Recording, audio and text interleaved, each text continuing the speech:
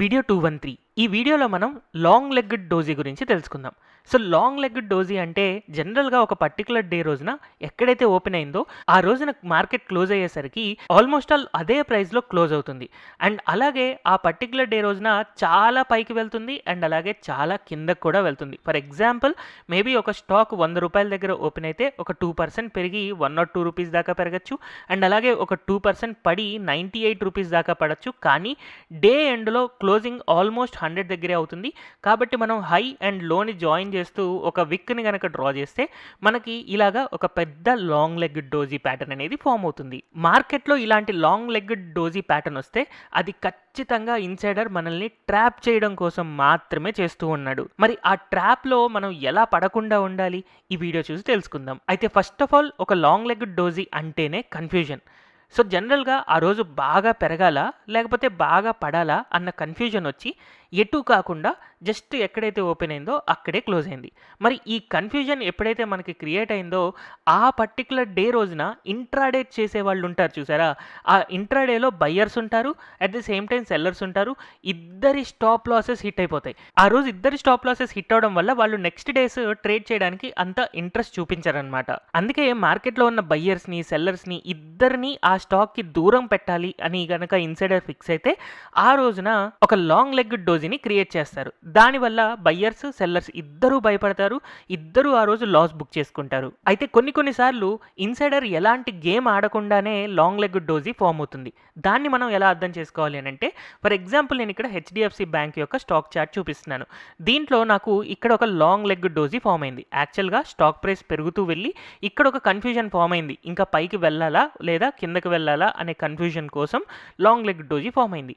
ఇలా ఫామ్ అయినప్పుడు మనం అబ్జర్వ్ చేస్తే కింద వాల్యూమ్ కనుక చూసామనుకోండి చాలా చిన్న వాల్యూమ్ రికార్డ్ చేసింది.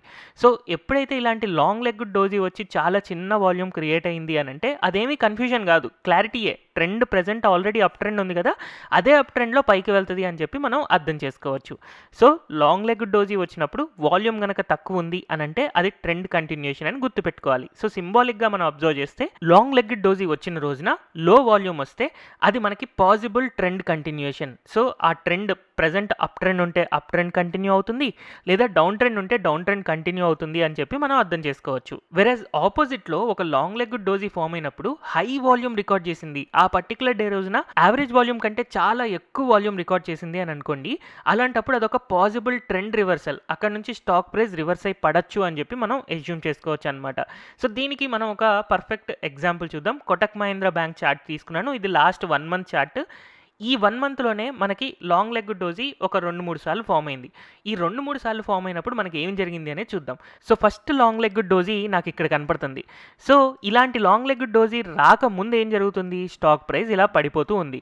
అండ్ ఇలా పడుతున్నప్పుడు లాంగ్ లెగ్ డోజీ వచ్చిన తర్వాత మనం కింద వాల్యూమ్ చూసాము అని అనుకోండి, లో వాల్యూమ్ కదా. అంతకుముందు యావరేజ్ వాల్యూమ్ తీసుకున్నా మనకి దగ్గరగా ఇంత ఉంది యావరేజ్ వాల్యూమ్ అని అనుకోవచ్చు. యావరేజ్ వాల్యూమ్ కంటే తక్కువ వాల్యూమ్ రికార్డ్ చేసింది అండ్ లాస్ట్ డే వాల్యూమ్ కంటే కూడా తక్కువ వాల్యూమ్ రికార్డ్ చేసింది. కాబట్టి అంతకు ముందున్న డౌన్ ట్రెండ్ ఏదైతే ఉందో అది కంటిన్యూ అవుతూ వెళ్ళింది. కేవలం ఒక్కరోజు మాత్రం ఒక చిన్న ట్రాప్ క్రియేట్ చేసింది, అంటే నెక్స్ట్ డే ట్రాప్ క్రియేట్ చేసింది. కానీ దాని తర్వాత మాత్రం ట్రెండ్ కంటిన్యూ అవుతూనే వెళ్ళింది. తర్వాత మనం ఇక్కడ అబ్జర్వ్ చేస్తే ఇక్కడ కూడా మనకు ఒక లాంగ్ లెగ్ డోజీ ఫామ్ అయింది.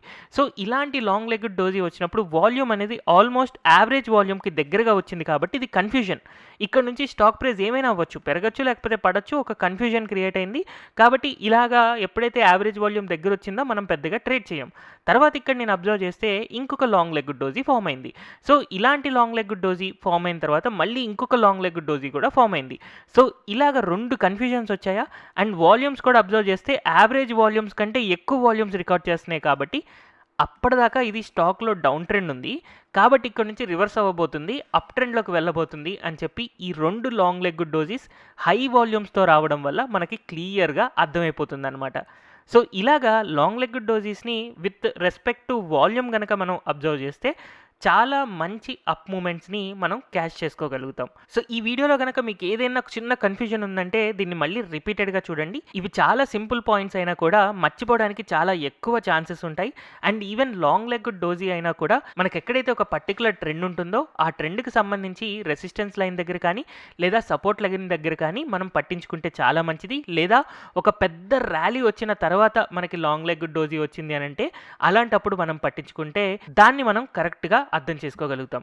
కానీ ఇలాంటి లాంగ్ లెగ్డ్ డోజీస్‌ని ఒకవేళ ట్రెండ్ మధ్యలో గనక మనం కన్సిడర్ చేసుకొని ఏదైనా ట్రేడ్ తీసుకోవాలి అని అనుకుంటే అది మనం రాంగ్ ట్రాక్‌లో ఉన్నట్టు అవుతుంది. ఖచ్చితంగా అలాంటి ట్రేడ్స్ మనం చేయొద్దు. ట్రెండ్ మధ్యలో ఎలాంటి డెసిషన్ తీసుకోవద్దు. ట్రెండ్ నుంచి బ్రేక్అవుట్ అయ్యే ప్లేసెస్‌లోనే మనం ఎలాంటి హ్యామర్ ప్యాటర్న్ చూసినా, లేకపోతే షూటింగ్ స్టార్ ప్యాటర్న్ చూసినా, లేదా లాంగ్ లెగ్డ్ డోజీ చూసినా ఏవైనా కూడా ట్రెండ్ నుంచి బయటికి వస్తున్నప్పుడు మాత్రమే మనం దాన్ని అబ్జర్వ్ చేసి దాని బేసిస్‌లో ట్రేడ్ చేయాలే తప్ప ట్రెండ్ మధ్యలో గనక ట్రేడ్ చేస్తే మనం ఫేక్ మూవ్స్‌లో ఖచ్చితంగా ఇరుక్కుంటాం.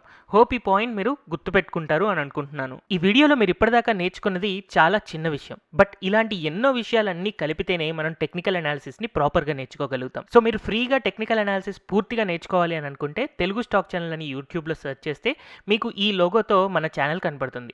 సో మన ఛానల్‌లో ప్లేలిస్ట్‌లోకి వెళ్ళి టెక్నికల్ అనాలిసిస్ ఫర్ బిగినర్స్ అనే ప్లేలిస్ట్‌లో గనక మీరు వెళ్తే నా previous videos module 1, module 2, module 3 అని ఒక ఆర్డర్‌లో ఉన్నాయి.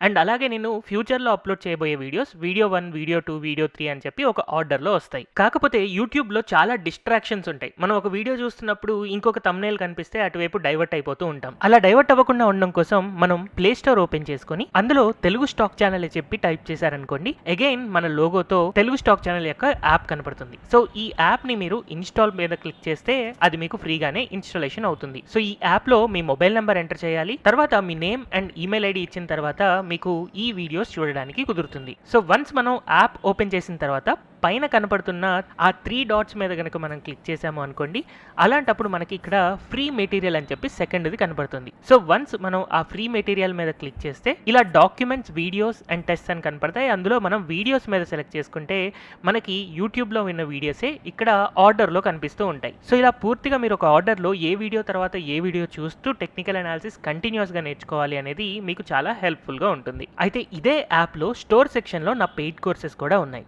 కానీ నా సజెషన్ పెయిడ్ కోర్సెస్ తీసుకోవాలి అని అంటే మీకు ముందు చాలా పేషెన్సీ ఉండాలి. ఎందుకంటే నా కోర్స్ ఏదైనా కూడా మినిమం 2-3 మంత్స్ ప్రాక్టీస్ చేస్తే కానీ అవి పూర్తిగా అర్థం కావు. అంత పేషెన్సీ ఉంది అని అనుకుంటే మాత్రమే మీరు పెయిడ్ కోర్సెస్‌కి వెళ్ళండి. లేదంటే ఈ యూట్యూబ్‌లో ఉన్న ఫ్రీ మెటీరియలే మీకు చాలా బాగా హెల్ప్‌ఫుల్‌గా ఉంటుంది.